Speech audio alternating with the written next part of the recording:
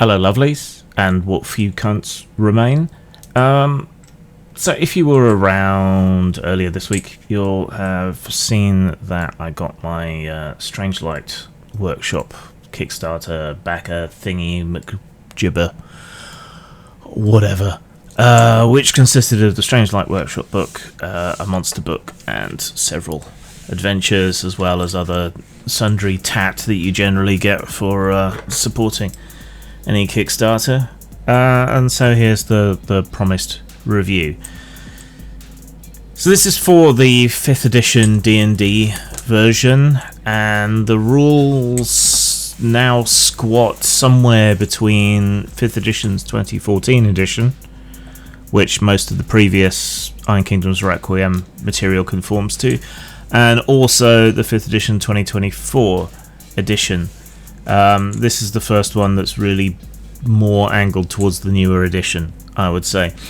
This isn't an insurmountable problem for most people, but it might be a little bit of a fly in the ointment for some who've already invested, as I have, quite heavily in Iron Kingdoms Requiem, which really should get around to playing sometime, even though it's 5e. Maybe I can tinker with the rules a little bit. Anyone remotely au fait with either version of D&D should be fine and able to cope with this, though, particularly if you've already been playing Requiem. It doesn't really break anything. Compatibility is only really an issue if you're extremely into balance between 2014 and 2024.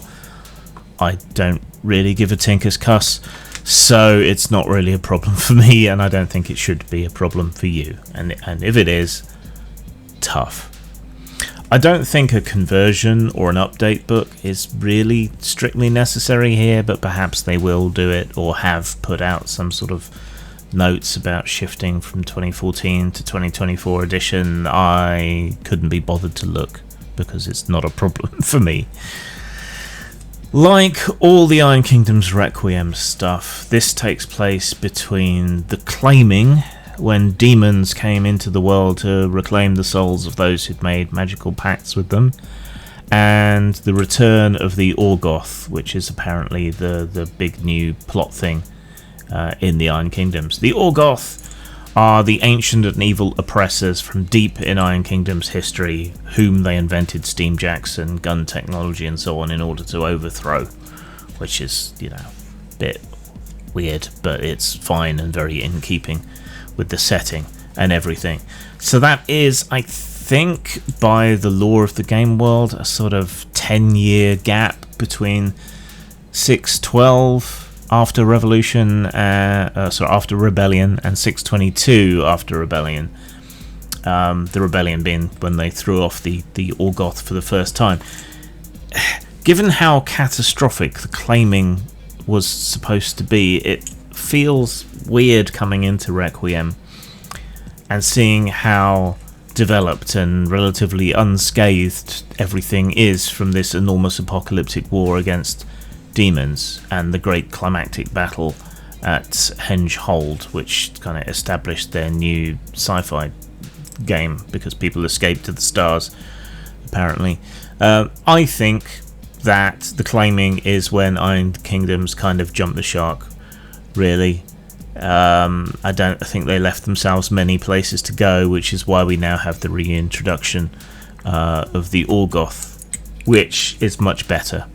Let's just pretend the demon thing never happened and the Orgoth are coming back, and let's forget the whole space thing. Alright, let's just go with this.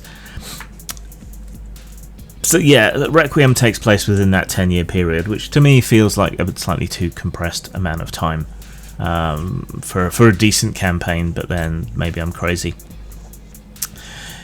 Strangelight Workshop then is almost a soft relaunch of Requiem, much like Iron Kingdoms Requiem was kind of a relaunch of their role-playing line when they abandoned their own system, which is a big shame as far as I'm concerned.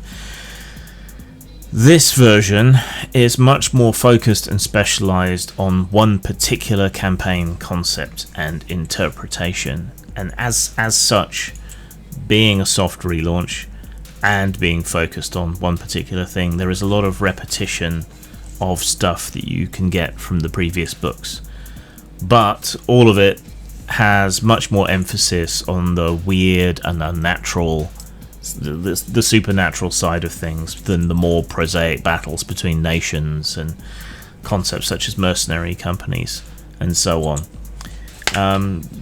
To that point, we get a history of the Iron Kingdoms again for about 120 pages out of over 300. It fills some gaps. Again, there's this slightly different emphasis on the history, but for most people already familiar with the Iron Kingdoms, that's going to be largely a waste of time, unless you're the kind of person deeply into lore who likes ferreting out little neat details. But it's not until after that, until we get into sort of character options and things, that I think that's what's going to excite most people who are interested in playing in this world. Now, we have a bit of a problem in that older versions of D&D, older versions of Iron Kingdoms, you know, your choice of race or species, whatever you want to call it, here I think they submit and call it ancestries. That was where your stat bonuses came from, and now in the new one, your background is where your stats tend to come from, and your race is just a loose collection of stuff that may include a few little advantages and disadvantages, but nothing as major as a stat bonus or penalty. And then Iron Kingdoms introduces this thing called essence. Alright, your essence is a sort of broad descriptor of what type of character you might be. So you can choose whether to take your stat bonuses from your essence and your background, or from your race, which is the older school method. So they've given you broader sort of options, but it can be a little bit confusing, I suppose. Essences are these character emphases, such as, are you an intellectual hero, a mighty hero, an agile hero, a gifted hero, a pious hero, or a sensitive hero? And they give certain stat advantages, but also access to a certain special set of feats. I don't see why you couldn't just strip the stat advantages from essence and still have an essence for your character, which would then give you still the option of buying these specialized feats, because you'd still have to spend a feat in order to do it. You can look at these as kind of watered down versions of D20 Modern's heroes, you know, hero per stat sort of thing. So an agile hero, for example, gets +2 dexterity, wisdom or charisma, and their movement score is increased. They also get access to feats called cagey, deft, untouchable, virtuoso, and watchful. Right, but that is all at the cost of not getting stat bonuses from your race. Yeah, it's open. It's an option. Race-wise, sorry, ancestry-wise. Let me get that right. But in regards to that, we get the usual spread: Gobbers, humans, Iosans, Nis, Ogrins, Rollfolk, and Trollkin, but no Scorn, for shame. Humans also get sub-races according to their culture, kind of, which is an interesting way to go about things, but goes all the way back to 3rd edition. I might scorn the use of ancestry as a term, but I have never been particularly fond of the idea of sub-races of humanity getting different bonuses, because that would seem by extension to imply that different ethnicities or ethnocultures would have different bonuses. I trust, perhaps unwisely, that I don't need to explain why that actually does seem to border upon racism, and it's a little bit too close to things stupid people believe in the real world. So I will just leave that dangling there for now. This is essentially, apart from the 5e Player's Guide, a complete starter book for Iron Kingdoms Requiem. So it comes with full classes and everything, which include the Arcanist, which is a sort of general purpose magician. There can be many different types of Arcanist from different schools described as cabals with different foci and methodologies of magic. So it's more of a catch-all magic using class. You have a class called Bouncers, which I actually really like. This is a kind of bodyguarding specialist sort of fighter, and one that specializes in moving enemies around the map, unarmed combat as well as armed combat. It's a sort of control fighter class, I would say, and to me it makes a far more suitable substitute for the monk, not only within the Iron Kingdoms setting, but you could take that class and transpose it into any other fantasy setting for D&D in place of the monk, because the idea of a brawler and a sort of enemy control fighter makes a lot more sense than a martial arts monk in a lot of settings. So I would, if I run more D&D ever, I think I'm going to substitute the bouncer class for monks, unless they explicitly come from certain cultures. You also get callers. Callers are sort of mediums. They're able to communicate with and manipulate spirits and ghosts, and use friendly spirits and ghosts to accomplish certain things. Much more in keeping with the setting, particularly of this, than the Arcanist magic users are, really.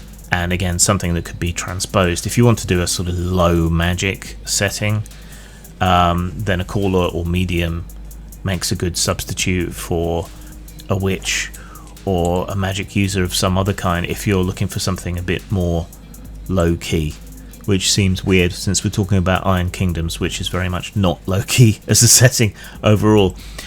You've also got investigators, which are kind of detectives, which is a nice class to have, capable of great deductive insights and tactical intelligence, but this being this setting, they are more occult detectives, so they lean more in that direction. But it could be a good starting point if you wanted to build out an investigator character of a more mundane and prosaic type. And then we have jammers, which are highly specialized fighters who are trained and equipped to battle supernatural and particularly incorporeal or invisible threats. And then we have mechanics, which is similar to the normal mechanic but specialized to Strangelight Workshop and their specialist sorts of gear. Background wise, we get academics, antiquarians, city watch, folklorists, grave-touched, hoaxers, machinists, marked for claiming by the demons, noble, occultists, resurrectionist, unclaimed, someone the demons failed to claim in the claiming, and witch-blooded, which are all, fairly nice, but a lot of backgrounds are fairly easily transferable between settings unless they're highly specialized to the settings. So I wouldn't in any way consider these things to be exhaustive. So then we get into the Strangelight Workshop itself. It's an organization not unlike organized paranormal investigators in Call of Cthulhu, or perhaps even more so something like Vaesen, perhaps, given the sort of steampunky connotations, though Vaesen is much more low-key than this is. There are group concepts as well that you can tap into, not unlike those found elsewhere in the Requiem series. More typically you would have something like a mercenary company or a thieves guild or whatever. Here you're all supposed to be members of the Strangelight Workshop's sort of extended family, but you can choose whether you're affiliated with R&D or some other division or aspect of Strangelight. I do like the idea of these group affiliations and sort of excuses for having the party brought together, but they do tend to nudge things in D&D even more in favour of the players, because they give you access to additional capabilities, not replacement capabilities or broader options. Instead it piles additional stuff on top, which weights things even more in the player's favour. And while I don't particularly care about balance, it is very difficult to make challenging encounters in 5th edition D&D, even the new one, where they seem to have recalibrated the challenge levels a bit. Much of the rest of the book is reiteration. What spells are okay in the Iron Kingdoms, which ones aren't, some new spells which are repetitions or perhaps clarifications of stuff that was in other Requiem books. How magic works differently in this world to the regular D&D way, sort of exhaustion more than spell points or memorization. So that's the main difference. There are weapons and new spells appropriate to the setting in the Strangelight workshop. So as a Brucey bonus, you get the Strangelight specialist equipment such as magical automatic writing pens, ghost goggles, weapons that are explicitly designed to attack demons or ghosts or fairies or whatever else. And that's pretty much it for the main core book. Let's give that a quick score and then let's move on to the Spectronomicon. Style-wise, can't really fault it. Privateer Press, and I guess whoever those guys who own it now, always do good artwork, good layout, strong visual language, action, pictures. It's great. This is what Wizards of the Coast should aspire to, really. So style-wise, 5. Yeah, a low to middling 5, but still a 5. Substance-wise, there is a lot of repetition here. If you already own a lot of Requiem stuff, it's going to feel a lot less worth it. At least half the book is probably of not particular use to you, unless you're updating to 2024 edition D&D for your Requiem game, in which case you might find this more useful, but you're going to have to pick through it to figure out the sort of by the book interpretations that they're going for. So substance wise, it's got what you need, but a lot of it is redundant. So substance 3. So that is 8 out of 10 or 4 out of 5, which is, I would recommend it to anyone who plays 5e even, but especially to people who play Iron Kingdoms Requiem using the 5th edition rules. But I will always still bemoan the loss of their own independent game system. Now, the Spectronomicon is a sort of companion to the Monsternomicon, but it specializes in the supernatural threats. Demons and fairy creatures, or Grimkin as they're called in this, and at some point there are ghosts and undead, but not Crixian undead. I don't really need to say a lot more. It does have some more background on Strangelight and their interpretation of the different kinds of supernatural creature out there, so there's some in-character meat to this as well. The creatures themselves are varied and interesting. Again, there is a lot of repetition, though, unfortunately, from previous monsters, whether they be in adventures or supplements or in the Monsternomicon. But what I like about the way they go about their monster descriptions is that they're more like the old ecology of articles. They kind of take it seriously. They give you a lot of information about each creature. Not just a stat block and a paragraph, but more. There's more of an explanation about things. Star-wise, 5. Substance-wise, if it wasn't for the repetition, it would also be a 5. But as things stand, it's a 4. So that is a 9 out of 10. A 4.5 out of 5. Getting right up there. All of their monster books are great, and you should get them if you play or run 5e D&D of any kind. Lastly, it came with 4 adventures, which come in these neat packages, and come with handouts and maps. I don't want to be too spoilery, so I will just say a few general things. I would have preferred if the envelopes were proper card, like actual manila folders used to be, and had the little string things. That's a niggly detail, I understand. They come with maps, they come with handouts. The adventures themselves are fairly railroady and linear. That is in part a problem with published adventures, but it's also, in these cases, you're being given cases to investigate, right? And investigations are not entirely linear, but they can be quite linear because you follow the clues from one point to another, and that eventually gets you to the conclusion. It's supposed to be an investigative game, but the adventures seem much more action-packed than an investigative game would typically be. Even the ones where they say this is about investigation and roleplay, it seems to me to be much more about action, which is fine. That's kind of like the Iron Kingdoms watchword. This is a great way to produce and package and to distribute adventures, and I hope they continue to do this and perhaps extend this into any other adventure support that they do for Requiem, or indeed anything else. I'm going to look into finding some proper manila envelopes as a way to publish adventures, because this is what I wanted to do with Agents of Swing, and couldn't find a way to do it at a price point that was usable for such a small publisher.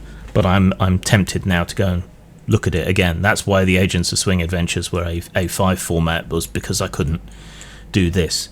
But this is a great way to distribute an adventure and handouts and maps all in a one package, which I think, I'm not sure, but hopefully doesn't fall afoul of the UK's VAT rules, which mean that boxed sets, boxed adventures, boxed board games and things have to pay a higher level of VAT. I'm not sure whether enveloped games count as being boxed or not. That's something else for me to investigate, but I don't think they are. But I think this is a fantastic way in which to package and sell adventures with handouts and things that are reusable, because you've got the maps and so on, and can present a physical record for the players to hold the adventures that they've been on. And I think that's fantastic. In our current Call of Cthulhu adventure, one of our players who always likes to take notes is keeping like a proper journal and sticking in handouts that we get from our Call of Cthulhu investigations. In my own Whitechester, I encourage people to make notes in the margins and to stick post-it notes and whatever into the book, right? This kind of, I don't know what you'd call it, analog haptics, perhaps, or scrapbooking as part of the game. It's something I really like and am into, and is part of my thinking on games more broadly at the moment. Anyway, the adventures, they're adventures. I don't like adventures. Style-wise, I'm gonna say 4 out of 5 for all of these adventures, because this is a method of presenting is great. The handouts and everything are great, but the adventures themselves still feel a bit too much like normal adventures to me, and the style suffers because of that. So for substance-wise, their adventures to me inherently aren't particularly reusable. The handouts and the maps, however, are, so I'm gonna give it a 4 there as well. So that is a rare 8 out of 10, 4 out of 5 for adventures for me. If you can get hold of these adventures in this format, then that's as close to an endorsement as you're going to get from me. Zang. Please mind the gap between the train and the platform. Neverwhere is a book by Neil Gaiman and a TV series from 1996, which has also been produced as a radio play and as a graphic novel. I secured permission in 1997 from Crucial Films and Neil Gaiman's agent to produce a semi-official Neverwhere role-playing game, provided that it not be done for profit. With the Neverwhere RPG, you can follow in the footsteps of the Lady Door and Richard Mayhew Dick in exploring London's mysterious underside, the Twilight world just out of sight of normal people. Beware of Knight's Bridge, avoid the Seven Sisters, be cautious of Turnham Green, and walk the byways of the floating market. Neverwhere uses the description system, a bridge between descriptive prose and dice mechanics, to let you really bring your words to life. Available for free at drivethrurpg.com.